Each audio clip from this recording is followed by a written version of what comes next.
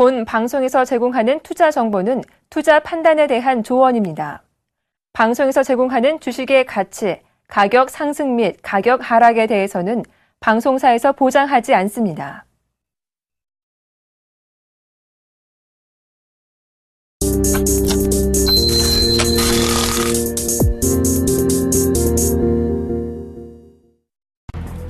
뉴욕 증시는 대통령의 날로 휴장했습니다. 미국은 초대 대통령인 조지 워싱턴 생일과 16대 대통령인 에브리엄 링컨의 생일을 기념해 매년 2월 셋째 주 월요일을 휴일로 제정했습니다. 뉴욕 증시가 휴장한 가운데 유럽 증시는 지난주 경제지표 호조에 따라 일부 상승세를 보이기도 했지만 미국의 산업생산 감소 등 부정적인 지표의 영향을 받으면서 관망하는 분위기가 이어졌습니다. 영국 증시가 1.09% 상승한 반면 독일 증시와 프랑스 증시는 각각 0.06%, 0.12% 내렸습니다. 이탈리아의 조르조 나폴리타노 대통령이 마르테오 렌치 민주당 대표를 새 총리로 지명하고 새 정부를 구성해달라고 요청했습니다. 이에 따라 렌치 대표가 이탈리아 사상 가장 젊은 총리로 부임할 가능성이 더욱 높아졌습니다. 나폴리타노 대통령은 렌치 대표와 90분간 가진 면담에서 그에게 새 정부 구성 권한을 부여하기로 했다고 밝혔습니다. 대통령의 제안을 받아들인 렌치 대표는 최대한 빨리 새로운 정부를 구성해 대통령에게 보고해야 합니다. 정부가 구성되면 렌치 대표는 3년 임기의 총리직을 역임하게 됩니다. 지난해 중국 자본의 해외 부동산 투자액이 4배 넘게 증가한 것으로 나타났습니다. 중국인들이 세계 부동산의 큰손으로 떠오르고 있습니다. 지난해 중국 자본의 해외 부동산 투자액이 80억 달러를 기록해 2012년보다 4배 증가했습니다. 이는 중국 정부가 지난해 보험사들의 해외 주요 도시 부동산 취득 규제를 완화한 것이 투자액 증가에 영향을 미친 것으로 보입니다. 안녕하세요. 굿모닝 대박 예감의 강동석입니다. 뉴욕 증시는 대통령의 날을 맞아서 휴장했습니다. 앞서 마감한 유럽 증시는 지난주 유로존 경제지표 호조에 따른 상승세와 또 지난주 산업생산 감소에 따른 하락세 요인이 동시작용하면서 거래량 자체가 줄어든 가운데 혼조세를 보였습니다. 나라별로는 엇갈린 모습을 보였는데요. 영국 증시는 1% 상승해서 비교적 상승폭이 컸고 프랑스와 독일 증시는 소폭 하락하는 데 그쳤습니다. 전일 아시아 증시는 중국의 1월 신규 대출이 시장 예상치를 크게 웃돌면서 경기 전망에 대한 낙관론이 확산되면서 대부분 올랐습니다. 국내 증시도 저항선 1950선 위로까지는 올라가지 못했지만 외국인과 기관의 매수 속에 이틀째 상승을 이어갔습니다. 오늘 일본의 통화정책회의 결과를 앞두고 있는데 그동안 아베 총리와 일본은행이 일본 경제에 대해서 낙관적인 전망을 해온 터라서 오늘 통화정책회의 결과 발표에서는 추가 부양책을 내놓긴 어려울 것으로 보여집니다. 올 초 대비 10% 이상 빠진 일본 증시와 또 최근 6개월 이내 최대 주간 상승률을 보여준 상해 증시, 장중 흐름 체크하시면서 대응해 보셔야겠습니다. 굿모닝 대박 예감 지금 바로 출발합니다.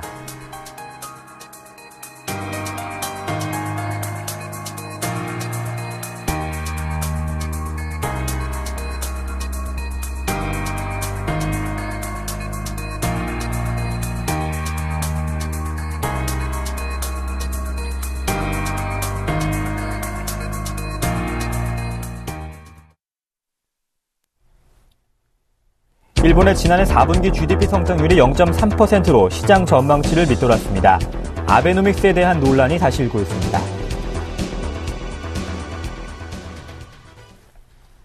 네, 자세한 이야기 나눠보겠습니다. 레이크쇼 인베스터스의 이현민 이사님과 함께합니다. 안녕하십니까? 안녕하십니까?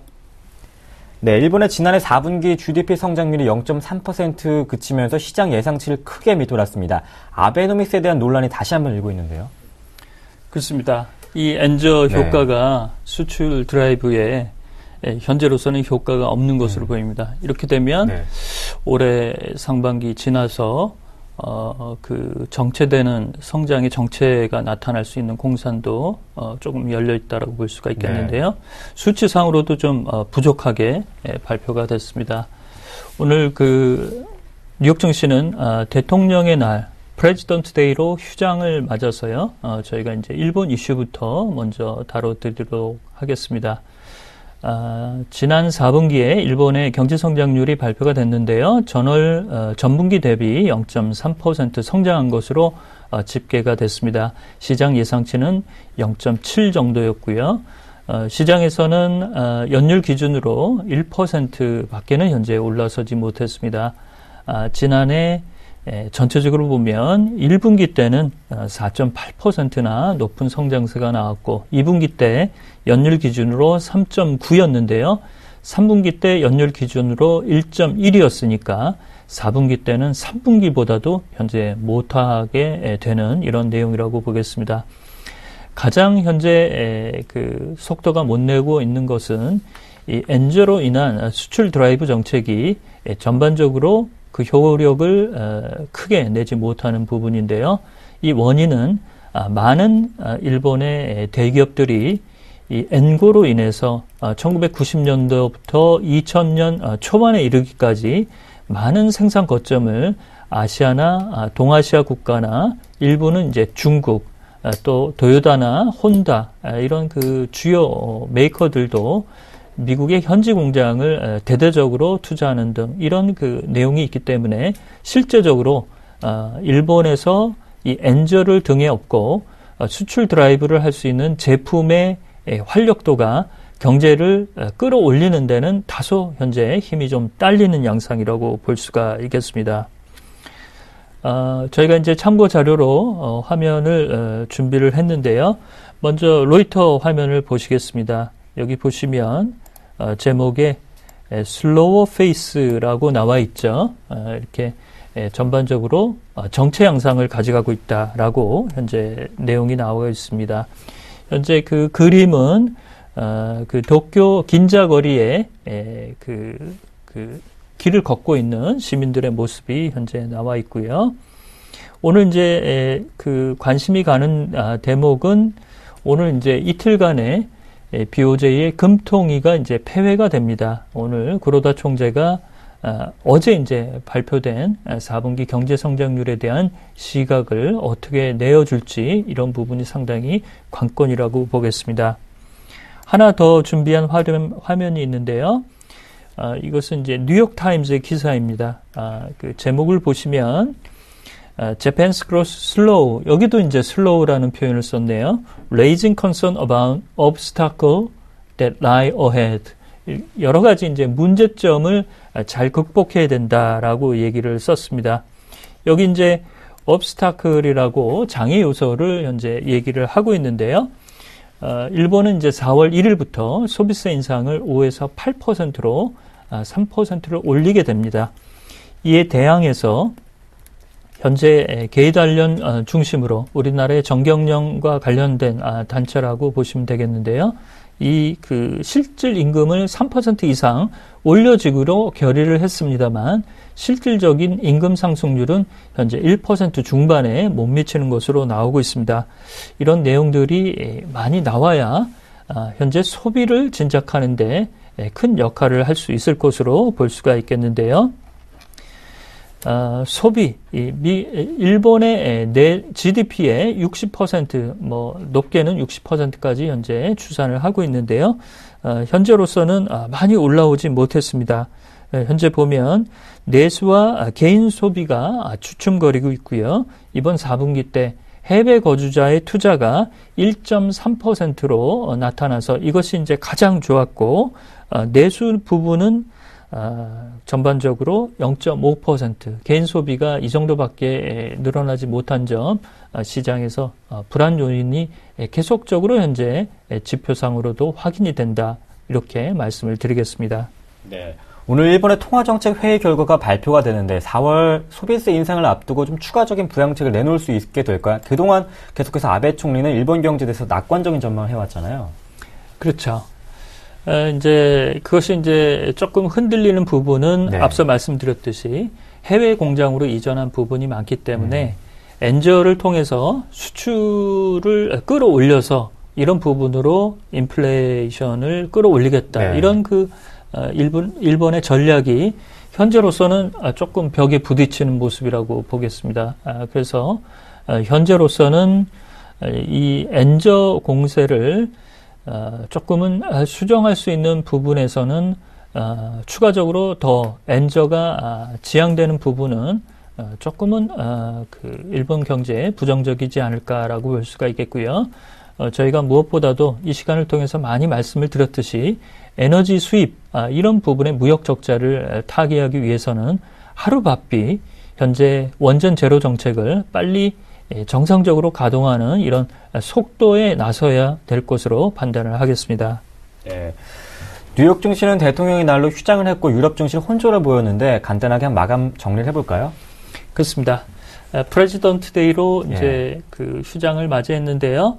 뭐 전반적으로 보면 뉴욕 증시의 2월달 흐름은 이 한파와 이 폭설 이런 그 웨더와의 싸움, 날씨 불순의 일기곤란 이런 부분과의 싸움이라고 보겠습니다.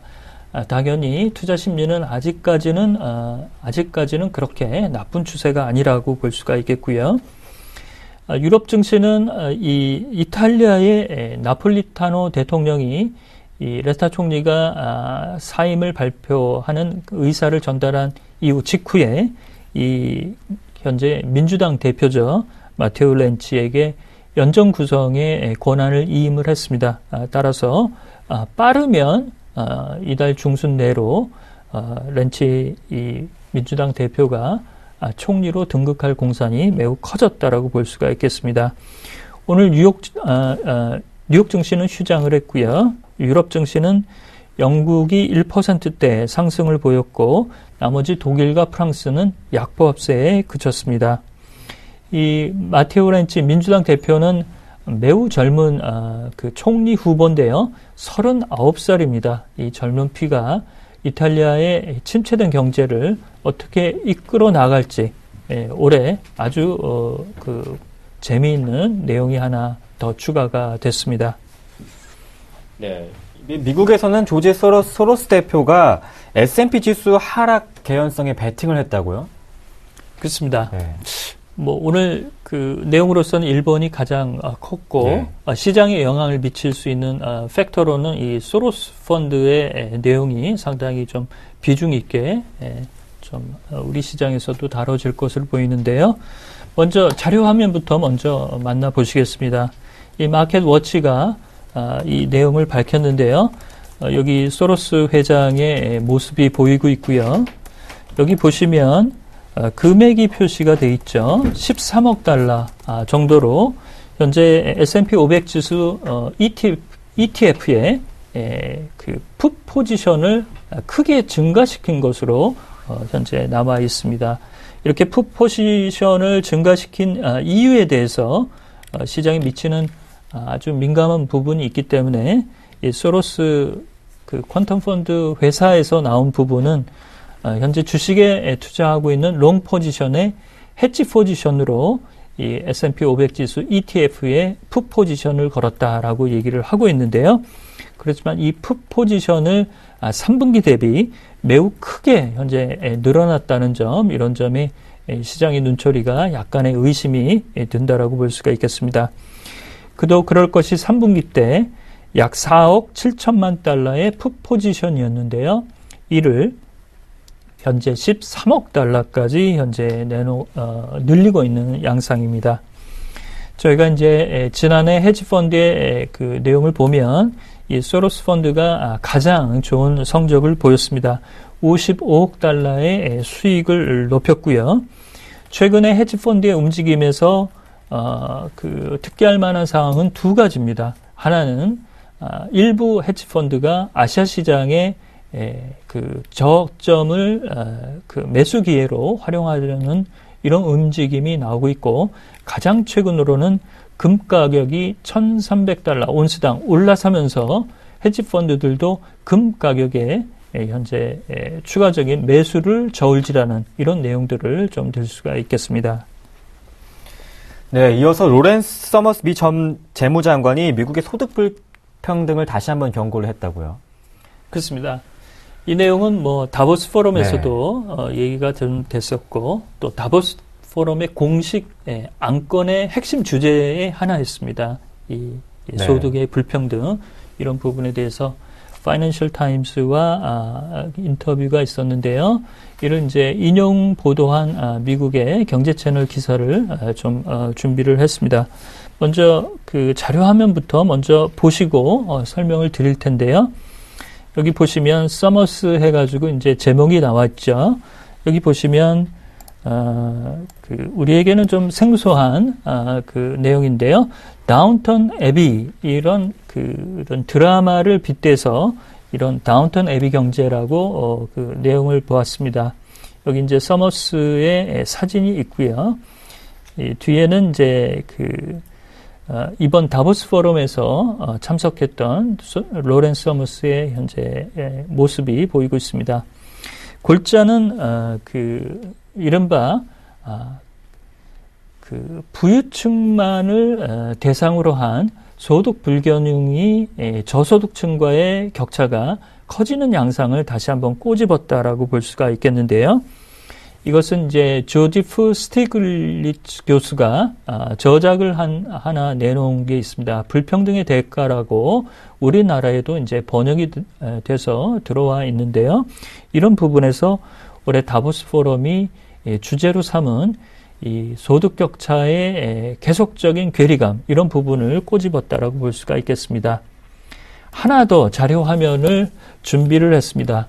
도대체 다운턴 애비가 뭐냐 이렇게 물으실까봐 저희가 자료 화면을 하나 준비를 했습니다. 이제 화면에 보시면 아주 말쑥한 1900년대 영국의 신사들이 줄을 서서 있는 모습을 보이고 있는데요. 영국의 드라마입니다. 이 내용만 봐도 1900년대 아주 부유한 영국의 귀족들을 대상으로 드라마가 이제 이야기를 풀어내는데요. 이런 부분으로 경제가 너무 경도되고 있다라고 이 로렌스 서머스 장관이 전 재무장관이 꼬집은 내용이라고 볼 수가 있겠습니다.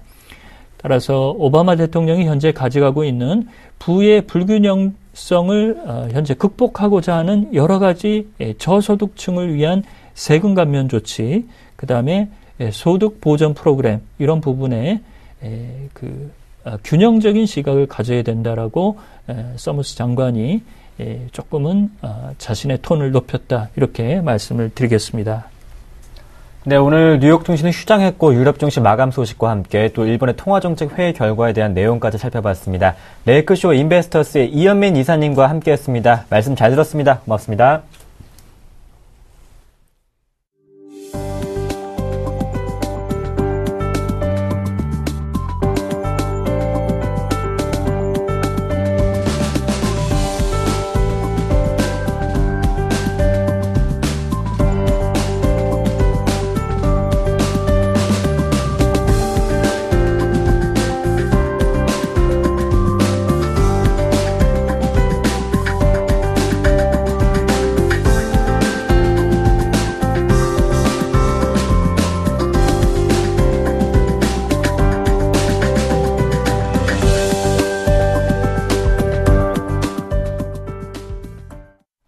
오늘장 전략 시간입니다. 오늘은 JBS탁의 김진경 연구원과 함께합니다. 안녕하십니까? 네, 안녕하세요.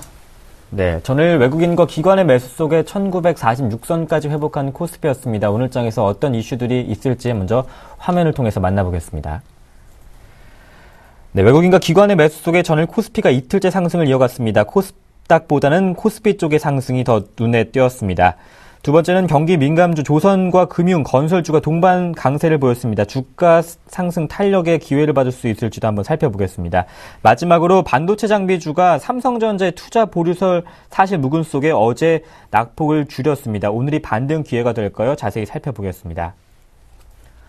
먼저 외국인과 기관의 매수 속에 저항선인 1950선까지 회복하지 못했지만 코스피가 1946선까지 올라왔더라고요. 오늘 추가적인 상승을 기대할 수 있을까요? 일단 오랜만에 코스피 지수가 외인과 기관이 동반 순매수 속에서 1940선 위에는 좀 안착을 하는 모습 보였습니다. 일단 그동안 이제 건설이라든지 금융 이렇게 좀 소외가 되었었던 업종들에게도 다시 한번 좀 강세를 보였었던 것으로 판단이 되고 있고, 그 7거래 연속 동안 좀 상승 행진을 했던 코스닥의 경우는 아무래도 그냥 단순한 외인과 기관의 차익 실현으로 인해서 잠깐 승 고르기로 좀 보이는 것으로 판단이 되고 있습니다. 아직 코스닥 같은 경우는 좀 추세가 무너지지 무너지지 않았다고 이렇게 좀 판단이 되고 있고요. 일단 미국 증시 같은 경우는 어떤 그 소비 심리 지수의 좀 개선으로 인해서 그 어느 정도 다시 한번 상승세로 보여 나가고 있고, 미국도 이제는 방향성을 잡아 나가면서 이제는 투자 심리도 좀 소폭 개선되지 않았나 이렇게 좀 판단이 되고 있습니다. 옐런 의장이 지금 그 청문회 내에서 그 시장에 대한 그 친화적인 발언을 좀 했다는 것도 일단 시장 기대감을 높이는 것에 좀 한몫을 했다고 이렇게 좀 말씀을 드릴 수가 있겠고요. 지금 코스피 같은 경우는 1950선에서 좀 상당히 좀 저항선 좀 역할을 받고 있기 때문에 이 부분에서 좀 공방은 당분간에도 좀 펼쳐질 것으로 좀 예상이 되고 있습니다. 일단 외국인 이탈이 점차적으로 어느 정도 진정 국면에 접어들면서 일단은 조금 안정세로 좀 접어들었다고 이렇게 좀 말씀을 드릴 수가 있겠고, 1950선 이런 돌파 여부는 일단 외인의 매수세를 한번 꾸준히 살펴보실 필요가 있겠습니다. 지금 수급이 일단은 그래도 어느 정도 좀 안정감을 찾아 나가고는 있습니다. 앞으로 조만간에 좀 발표될 이런 뭐 중국의 PMI와 같은 이런 그 주요 경제 지표에 한번 좀 주목을 하실 필요가 있겠고요. 이틀 동안의 그 외국인과 기관의 그 매수세는 일단 미국의 경기 둔화라든지 그동안의 신흥국에 따른 그 금융의 불안에 따른 그런 어떤 그 해소감으로 인해서 일단 악재들이 점차적으로 좀 걷어져 나가는 것으로 좀 판단이 되고 있습니다. 미국에 이어서 유럽이라든지 아시아 이런 증시도 또 함께 전반적으로 좀 상승세를 보여 나가고 있기 때문에 증시도 좀 회복세를 보이고 있다고 판단이 되고 있고요. 아마 2월 말부터 3월 초까지는 가파른 상승세보다는 조금씩 완만한 좀 회복세를 한번 기대를 해볼 수 있지 않을까 이렇게 전망이 되고 있습니다. 네, 어제장에서 강한 증시 상승을 이끌었던 것은 경기 회복에 대한 기대감 속에 건설주와 금융주였습니다. 건설주가 특히 급등을 했는데 부동산 경기 회복에 대한 기대감만으로 이렇게 계속해서 관심을 가져도 될지도 궁금한데요. 일단 건설주는 그 부동산 경기 회복으로 인해서 아무래도 투자 심리도 함께 좀 개선이 됐던 모습입니다.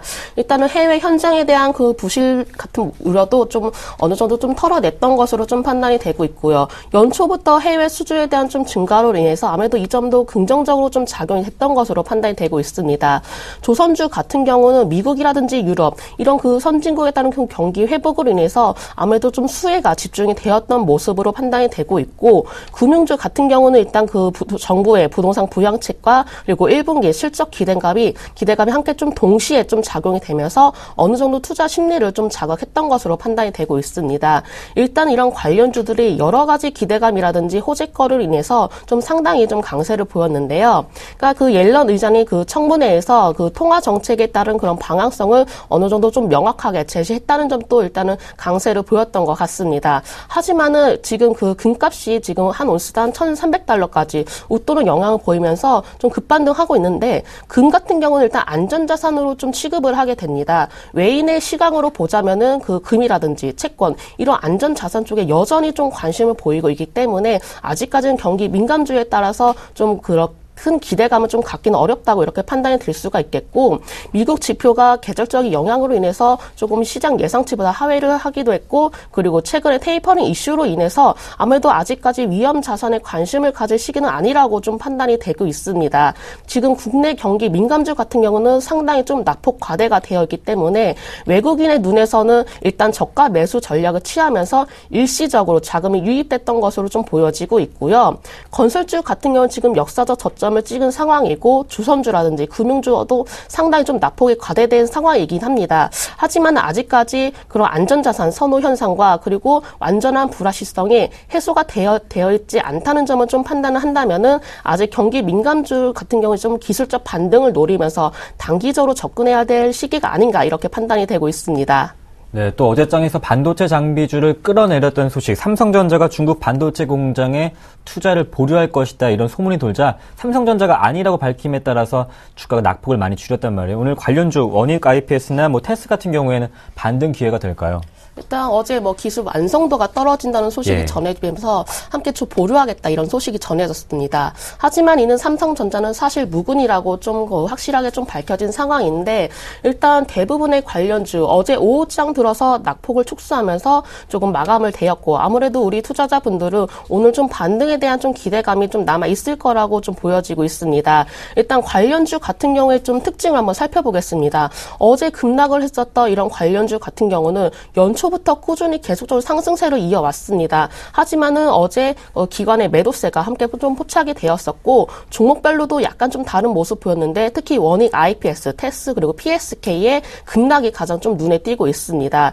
특히 어제 이렇게 좀 많이 빠졌던 종목들을 보면은 그동안에 좀 많이 올라왔었고 신고가 갱신을 좀 기록한 종목들도 있습니다. 일단 그 투자 보류서는 좀 예전에도 나왔던 이야기고 반도체 관련된 그 산업에 대해서 워낙에 기대감이 많이 형성이 되어 있기 때문에 일단 기관 투자자들 어제는 좀 차익 실현을 하지 않았나 이렇게 좀 보여지고 있고요. 관련주도 이런 공통적인 특성을 가지고 있기 때문에 아무래도 좀 주가는 당분간 좀 지지부진하지 않을까 이렇게 예상이 되고 있습니다. 일단 저는 반도체 그 장비주 좀 소나기는 피하자 이렇게 좀 말씀을 드리겠고요. 그동안에 많이 올랐던 종목 위주로 더 보수적으로 접근을 하셔야 되지 않을까 이렇게 좀 생각이 듭니다. 네, 반도체 장비주에 대한 관심은 좀 관망해보자 이렇게 말씀해 주셨는데 그렇다면 오늘장 전략 추가적인 상승을 기대할 수 있다면 어떻게 세볼까요? 일단 어제도 외국인과 기관이 좀 매수세를 보여왔다는 점 상당히 긍정적입니다. 예. 하지만 어제장에서도 마찬가지로 그 아직 1950선을 좀 회복 시도는 좀 쉽지 않은 상황이라고 판단이 되고 있고요. 외인이 들어오면서 어느 정도 좀 리스크는 좀 축소가 되고 있지만 어떤 시장을 이끌어가 뚜렷한 상승 모멘텀은 아직 좀 부재인 상황이라고 판단이 되고 있습니다. 연초 이후부터 외국인의 매도세가 꾸준히 지속이 되어 왔지만 최근 들어서 어느 정도 좀 매도 규모가 감소를 하면서 소폭 좀 매수세로 돌아서는 모습이긴 하지만은 이런 외인들의 수급이 앞으로 시장을 좀 추세적인 상승세로 좀 이끌어 나갈 수 있을지가 아직 좀 의문이라고 좀 판단이 되고 있고요. 오늘 같은 경우도 일단은 외국인의 매수세 좀 계속적으로 이어지고 있을지 한번 좀 여부도 살펴보실 필요가 있겠고 지금 추세적인 상승보다는 아직까지는 좀 단기 트레이딩 관점으로 좀 접근을 해야 되지 않을까 이렇게 좀 예상이 되고 있습니다. 또한 오늘 같은 경우 이제 BOJ 통화 정책에 대한 좀 결과가 나오게 되는데 일단은 지금 아베노믹스에 대한 그런 정책에 대해서 의구심이 좀 상당히 증폭이 되어 나가고 있는 상황이기 때문에 이번 BOJ가 좀 추가 양적 완화를 좀 펼치기는 좀 어렵지 않을까 이렇게 좀 예상이 되고 있고요. 제가 이번 주 좀 가지고 나온 업종 좀 여행주로 한번 말씀을 드리겠습니다. 일단 이집트 테러로 인해서 어느 정도 투자 심리가 좀 약화가 되었지만은 그래도 당분간 워낙 강세 기조는 상당히 이어나갈 수 있을 것으로 보여지고 있고 또한 정부에서도 이런 그 관광산업 육성 지원책에 따른 그런 어떤 그 정책적인 지원을 펼쳐지면서 아무래도 여행주 직접적인 수혜를 받을 수 있기 때문에 올 한 해 여행주 한번 좀 기대를 해볼 수 있지 않을까 이렇게 전망이 되고 있습니다. 외국인의 매수를 지켜보면서 코스피 지수가 1950선을 회복할 수 있을지 한번 지켜보시고 또 원화 강세 기조가 당분간 유지될 것이기 때문에 여행업에 대한 관심도 유효할 것이다 이렇게 전망을 해주셨습니다. 지금까지 JB스탁의 김진경 연구원과 함께했습니다. 고맙습니다. 네, 감사합니다.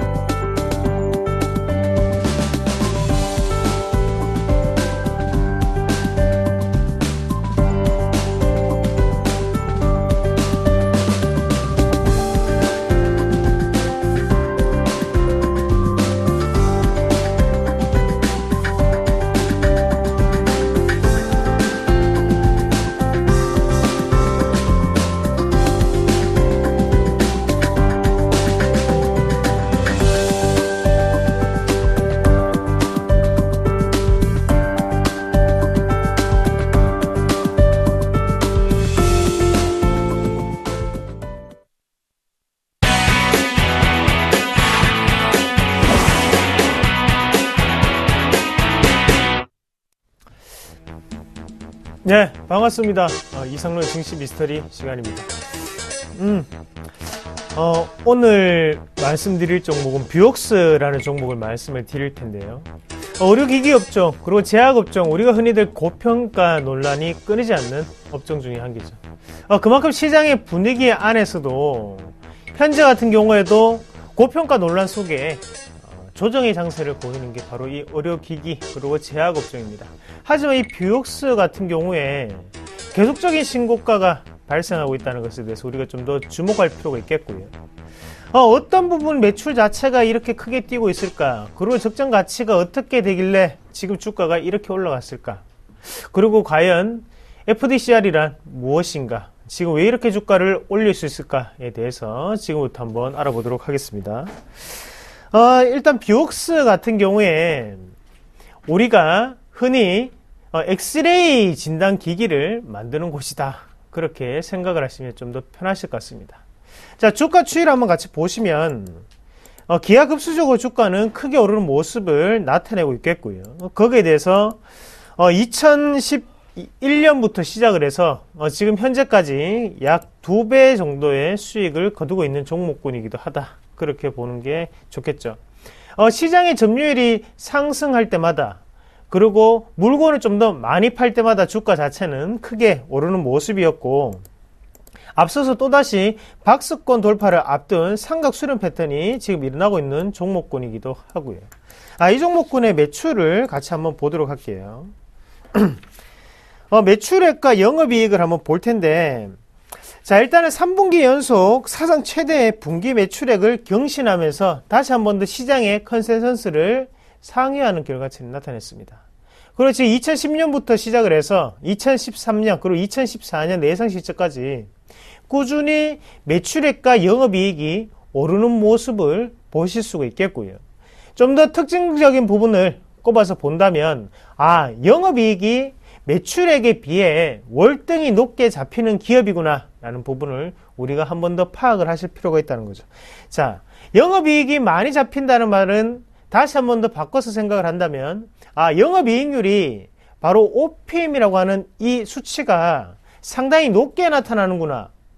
자, 우리가 제조업은 6%입니다. 하지만 이 뷰옥스 같은 경우에는 현재 22%까지 나오고 있다는 거죠. 자, 영업이익률 자체는 22.3%를 기록을 하면서, 다만 거기 안에 한번 내용을 보신다면 일회용 비용이 발생을 했다는 거죠. 그래도 22.3%다.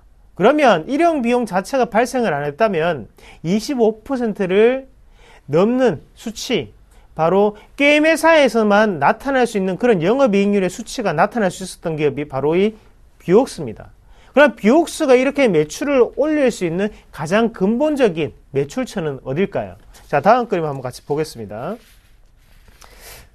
자, 지금 우리가 한번 보시면요, 바로 산업용 카메라 부분과 바로 FP, DR 이 두 부분에 대해서 매출이 크게 늘어나고 있겠고요.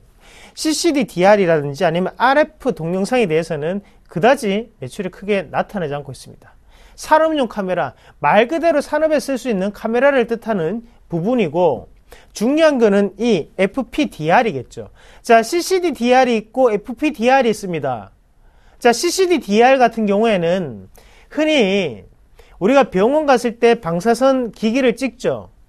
그런 아날로그 방식을 뜻하는 거고요. 이 FPDR 같은 경우에는 디지털 방식, 디지털 엑스레이 평판 디스플레이 방식을 말하는 게 바로 이 FPDR이다 라고 생각을 하시는 게 좋을 것 같습니다. 자, 시청자 여러분, 병원에 갔을 때 혹시 암실에서 아직까지 방사선을 제공하고 있습니까? 아니면 이런 디지털 방식으로 하고 있습니까? 대부분의 종합병원은 이 FPDR 방식으로 바뀌고 있다는 거죠. 하지만 중요한 것은 아직까지도 안 바뀐 병원들이 너무나 많다. 아직까지 보급률은 30%에 지나지 않는다는 점을 우리가 좀 더 살펴보셔야 된다는 겁니다. 이 FPDR 방식 같은 경우에는 추가적인 상승 기조가 무엇보다도 더욱더 빠르게 올라갈 수 있다는 것을 우리가 한 번 더 기억을 하셔야 된다는 거죠. 전년 동기 대비해서 100%가 증가하는 모습을 나타냈습니다. 하지만 아직도 배고프다고 얘기하는 게 바로 이 뷰옥스가 아닌가, 그렇게 좀 말씀을 드리겠고요. FPDR의 이런 광범위적인 성장세가 확인됨에 따라서 추가 상승도 이어지지 않나, 그렇게 말씀을 드리겠고, 주가 추이 한번 같이 보면서 추가적으로 좀 설명을 드릴게요.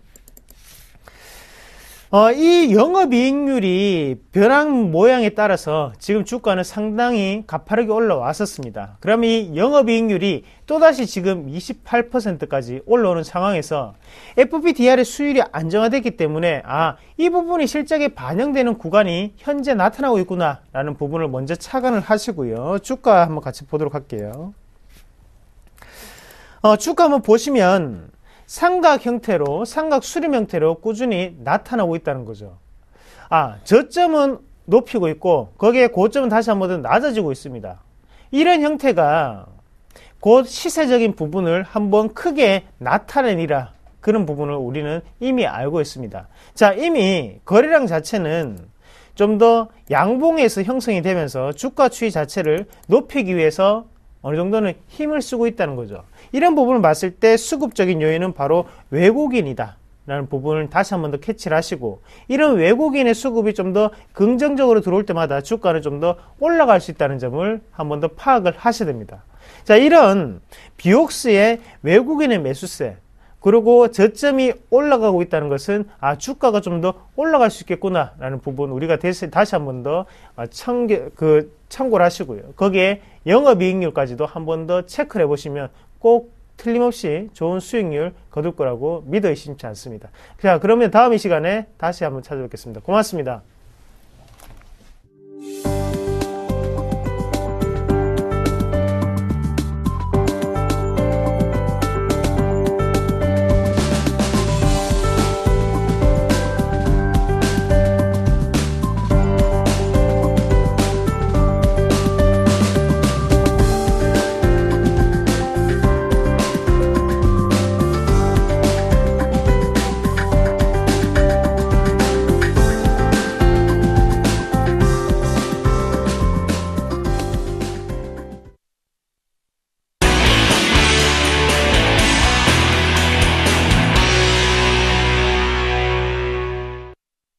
글로벌 인사들의 발언과 이슈에 대해서 색다른 시각으로 숨은 의미를 분석해 보겠습니다. 김동섭의 일당백, IM투자증권 김동섭 이사님과 함께합니다. 안녕하십니까? 네, 안녕하세요.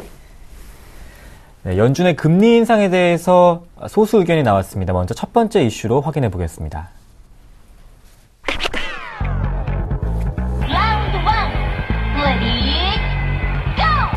미 연준의 연내 기준금리 인상 가능성을 제기하는 목소리가 주목받고 있습니다. 아직은 소수에 불과한 의견이지만 경제 성장이 뒷받침만 된다면 충분히 가능할 수도 있다는 설명입니다.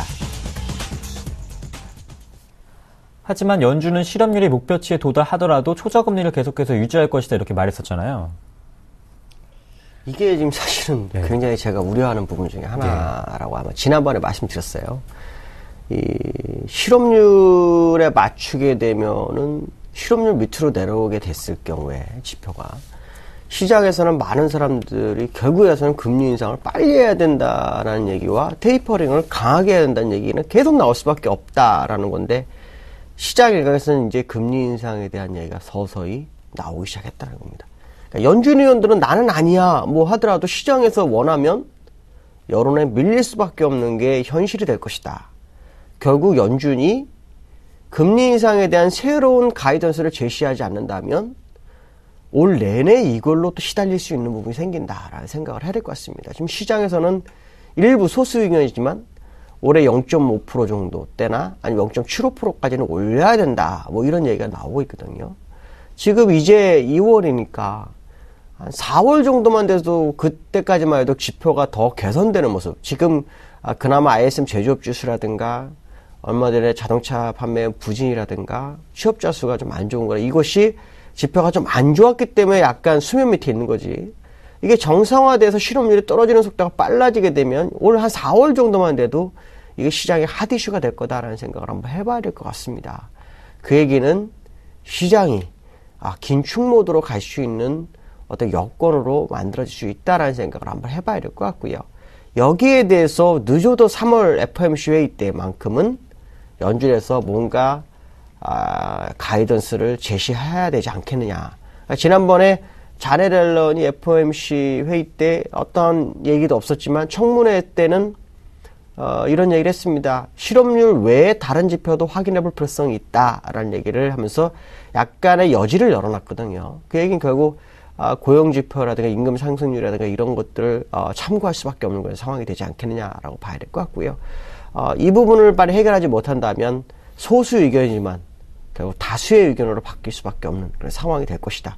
작년에 3차 양적 완화 시작 1월에 진행될 때 1월에 벌써 테이퍼링을 종료해야 한다고 얘기하면서 1년 내내 시장을 괴롭혔다면 이번에는 금리 인상으로 1년을 괴롭힐 수 있다는 것을 염두에 둬야 되지 않을까, 이렇게 말씀드릴 수 있을 것 같습니다. 앞으로 지표가 정상화되고 또 실업률이 급격하게 하락하게 된다면 이제 금리 인상 문제가 계속해서 화두가 될 텐데 3월 FOMC 회의에서는 실업률 금리 인상 가이던스에 대한 이야기가 나와야 되지 않을까 이렇게 보시는군요. 계속해서 두 번째 라운드 이어집니다.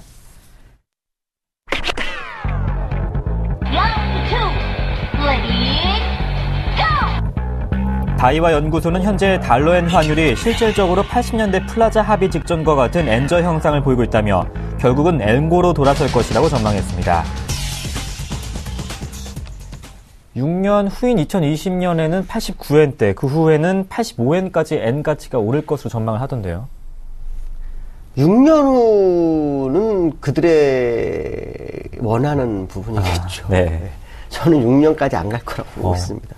왜냐하면 올라올 때 75엔대에서 105엔대까지 올라오는데 걸린 시간은 1년이 안 걸렸습니다. 근데 왜 85엔대까지나 86엔대 가는데 6년이 걸려야 되는지 난 그 이유를 모르겠습니다. 어쨌든 그래 중요한 것은 뭐냐면 뭐 다바 연구소가 얘기한 것처럼 저는 엔화 강세에 베팅을 합니다. 엔화 강세 될 수밖에 없다. 왜 그러냐면 여러 가지 이유가 있지만 첫 번째는 에너지 수입이 문제입니다. 그러니까 원자력 발전소를 설립을 해서 가동을 한다면 뭐 엔저가 상당히 또 약세가 돼도 상관이 없겠지만 지금 그 에너지가 부족한 상태에서 에너지 수입이 많다면 엔저는 일본 산업의 독약이다. 그러니까 결국에서 앞으로 물고 뒤로 미치는 그런 상황이 엄청나게 발생해서 경상수지는 계속 적자가 커질 수밖에 없다라고 본다면 엔화는 당연히 일본으로서는 강세로 가져가야 될 수밖에 없는 구조다라는 거죠. 일본 내에 지금 그 엔화가 약세가 돼도요, 실질적으로 그 수혜를 보는 기업이 몇 개나 될까 생각을 해봐야 됩니다. 왜냐하면 일본 기업들이 일본 내에 생산시설을 갖췄다면 그것이 엔저로 인해서 많은 이익을 볼 수 있겠지만 실제로 일본 내의 생산시설이 다 해외로 빠져나가 있거든요. 임금 때문에. 그러면 그 기업들 입장으로서는 사실 엔저가 도움이 되겠느냐라는 생각을 한번 해봐야 됩니다. 그래서 일본에서는 법인세를 낮춰서 다시 기업들을 국내로 끌어들이려고 하죠. 근데 이게 과거 통계를 보면은 국내로 기업을 생산기지를 가져올 때 그때는 엔화가 고평가되는 그런 상황이 발생했다라는 부분을 본다면 지금 상황에서 엔화 85엔대가 6년 뒤라는 것은 말이 안 될 것이다. 오히려 더 빠른 시점에 80엔대를 볼 확률을 좀 열어두고 보시는 게 좋을 것 같고요. 물론 뭐 80엔대가 언제다라고 일단 저도 말씀은 못 드립니다. 그러나 6년까지 걸리지는 않을 거라고 보여지고 있고요. 아마 단기적으로 90엔대를 후반 정도를 볼 확률이 상당히 높다고 보기 때문에 결국 80엔대 보는 것도 그렇게 오랜 시간 뒤는 아닐 거다라는 생각을 해봐야 될 것 같습니다. 어차피 일본이 살아나려면 무역에서 수출과 수입이 적절한 수준으로 해서 경상수지를 유지해야 된다라고 판단했을 때 엔화는 강세가 맞지 않겠느냐라는 생각을 해봐야 될 것 같습니다. 네, 오늘 일본의 통화정책회의 결과가 발표되는데 그렇다면 4월 소비세 인상을 앞두고 일본의 추가 부양책을 꺼낼 수 있을까요? 저는 볼 때는 부양책을 지금 못 꺼내는 게 정상이라고 봅니다. 왜냐하면 소비세 인상을 한다면 결과를 보고 거기에 발맞춰서 부양을 하는 게 맞죠. 미리 부양을 했다가 만약에 소비세로 문제가 생겼을 경우에는 뭘로 또 부양을 할까 이 생각을 한다면 지금은 부양을 힘들 거라고 좀 판단하고 있고요. 일본 내에서는 부양도 어렵고 또 부양 안 하기도 어려운 상황이지만 부양을 했을 때 오히려 이 시장에 유동성 공급이 너무 많아짐으로 인해서 유동성 함정에 빠질 수 있다라는 것이 또 시장의 일부 의견이 있기 때문에 BOJ는 결국 뭐 립서비스 가능성 상당히 좀 크지 않겠느냐라는 생각을 해봐야 될 것 같습니다. 네, 별다른 통화 부양책을 기대하기는 어렵고 4월 소비세 인상 후에 통화 부양을 결정할 수 있겠군요. 월스트리트저널이 삼성전자 주가에 대해서 긍정적인 평가를 했더라고요. 세 번째 이슈로 확인해 보겠습니다.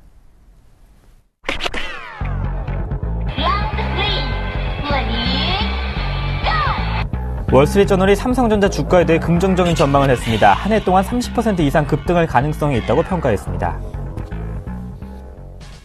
지금보다 30% 이상이라면 가격대로 본다면 한 180만 원 정도까지 오른다는 이야기인데요. 그러니까 시장에서 삼성전자 목표치가 네. 180에서 210만 원 사이가 좀 많습니다. 이유 중에 하나가 뭐냐면 스마트폰 시장에서 이 삼성전자가 3분의 1 정도의 그 영역을 차지하고 있죠. 근데 이제 이 스마트폰이라는 것은 상당한 기술을 요하고 또 이 기술에는 그 엄청난 경비가 소요됩니다. 그러니까 사실 선발주자 입장으로서는 후발주자들을 무너뜨리기 위해서 물량 공세를 하면 된다. 뭐 이 얘기를 하는 거거든요. 근데 저는 거의 반대입니다. 물량 공세를 하면 결국 나중에 문제가 됩니다. 오히려 차라리 물량 공세보다는 가격을 유지하면서 적절한 기술력을 더 주는 것이 좋죠. 그러면서 이제 후발주자 입장으로서는 이 개발 비용이 많이 들어간 상태에서 지금까지 스마트폰 경쟁이 심한 상태에서는 사실은 다시 시장을 따라잡을 수 없다라는 결론을 내리고 있죠. 그래서 삼성전자가 만약에 물량 공세를 대량 판매를 하게 된다면 결국서는 그 시장의 어떤 차지할 비율이 2분의 1 정도까지 올라갈 수 있다. 이런 얘기를 합니다. 실제로 삼성전자 퍼를 보면 6.5배죠.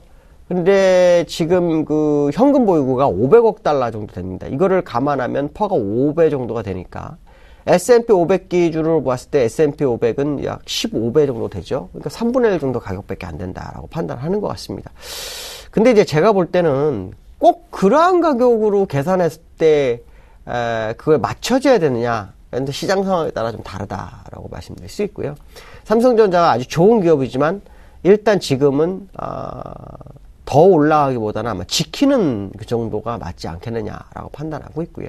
그 이후로는 이제 다른 종목들에서 올라오지 못한다면 삼성전자 하나로 시장을 이끄는 우리나라 입장으로서는 상당히 부담스럽기 때문에 삼성전자의 시가총액을 일부 다른 기업에서는 가져가면서 적절한 순간에 올라오는 모습이 나와야 된다라고 보여주고 있고요.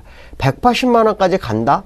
못 간다라는 말은 아직 전 못하겠습니다. 그러나 제가 볼 때는 180만 원까지 가기는 좀 쉽지 않을 것이다 라고 판단하고 있습니다. 네, 180만 원까지 가느냐 안 가느냐의 문제보다는 삼성전자 일단은 우선 오르기보다는 현재 상황을 유지하는 모습이 이어질 것이다 이렇게 전망을 해주셨습니다. 지금까지 IM투자증권 김동섭 이사님과 함께했습니다. 고맙습니다. 네, 감사합니다. 오늘 장에서 어제에 이어서 외국인과 기관의 매수 속에 1950선을 회복할 수 있을지 여부와 좀 상승 탄력이 둔화된 코스닥의 상승도 한번 기대해 보겠습니다. 굿모닝 대박 예감이었습니다. 시청해주신 여러분 고맙습니다.